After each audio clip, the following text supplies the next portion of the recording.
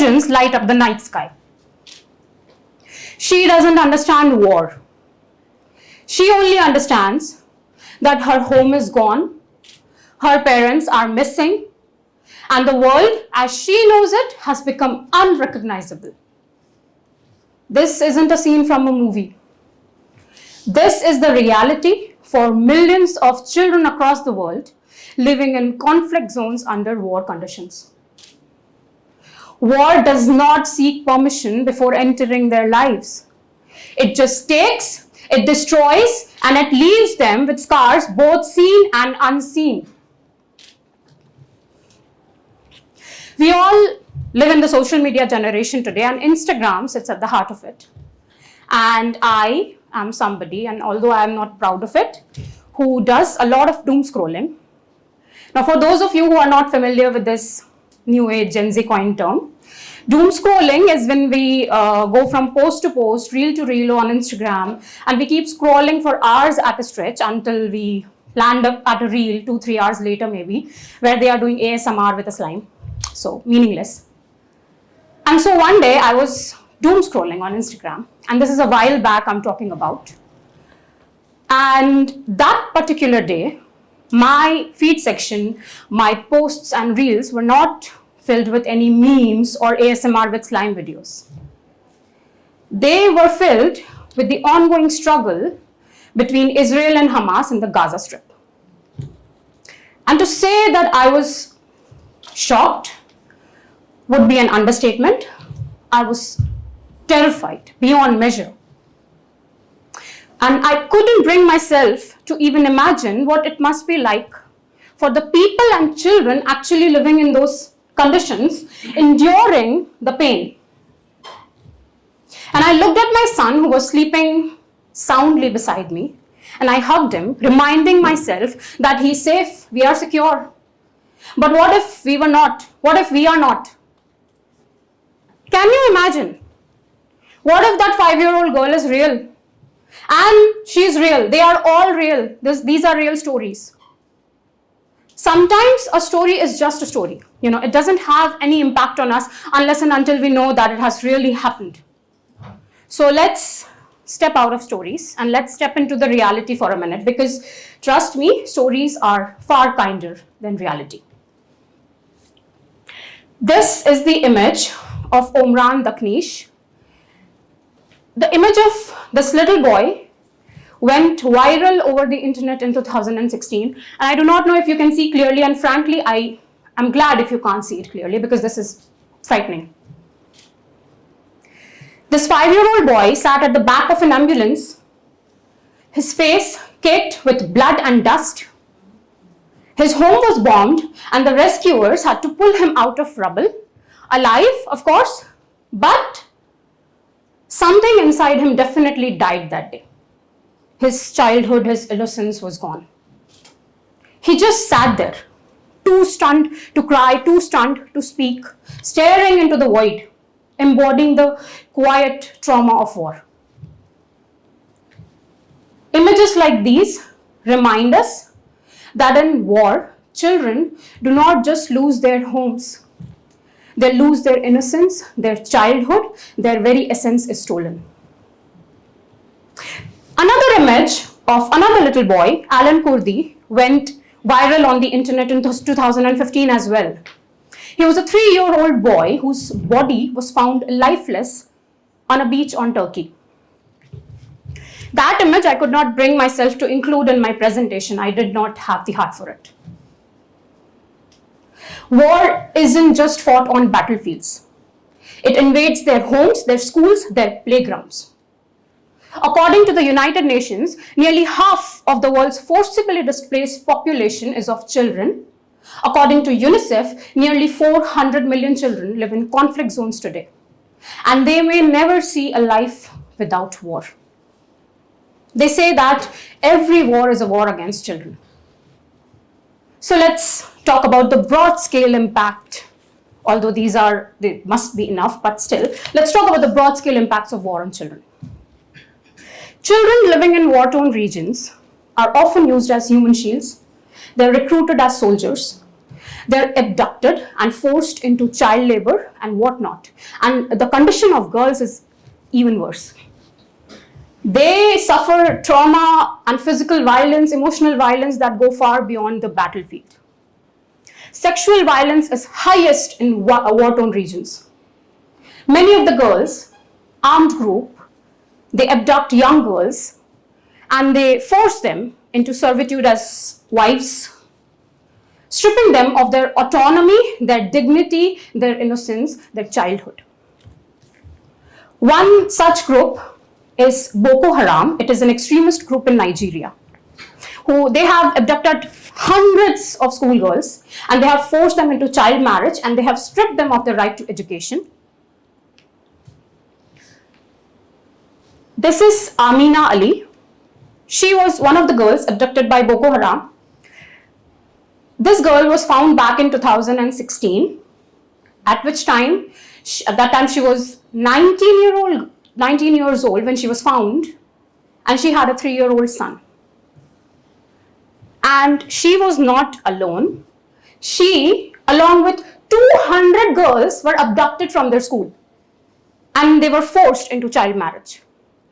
She survived and she was found back, and she has talked about the physical violence, the trauma that they endured over there, and it is unimaginable.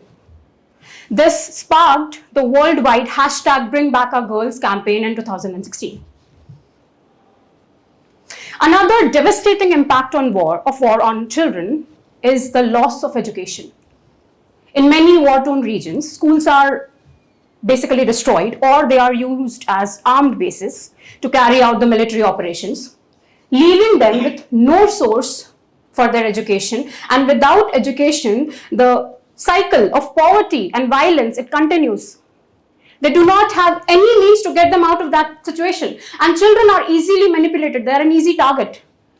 And sometimes they are recruited in the same armed groups who were the cause of their condition.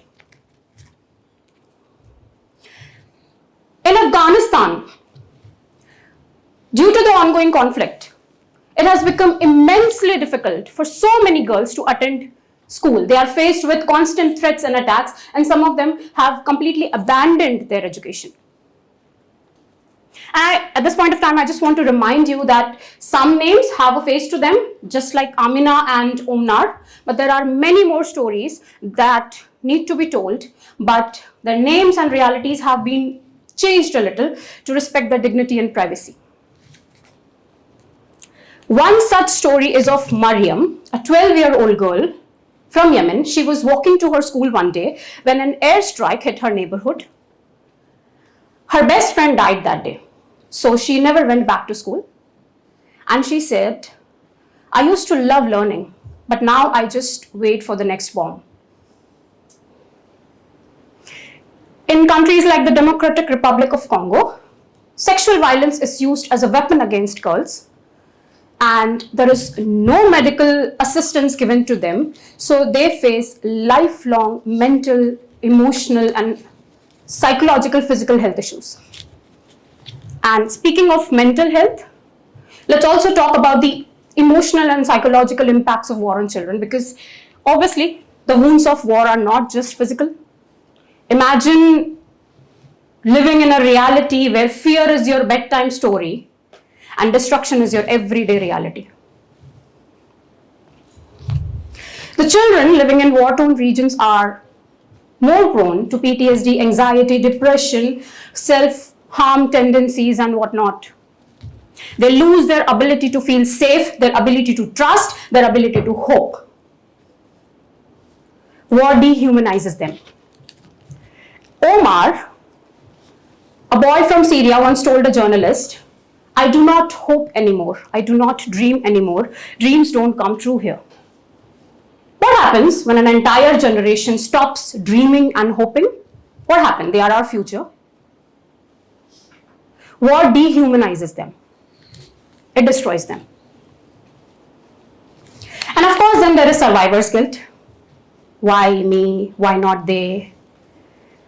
Aisha, a girl from Syria, was the only person in her family who survived an airstrike. She wasn't happy. She said, Why me? I wish I could have gone with them.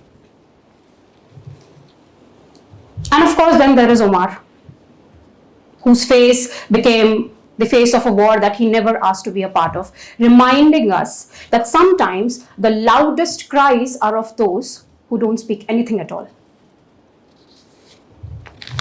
Mahatma Gandhi once said that the true testament, the true strength of a society lies in how they treat their most vulnerable members. Well, children are the most vulnerable members of our civilization.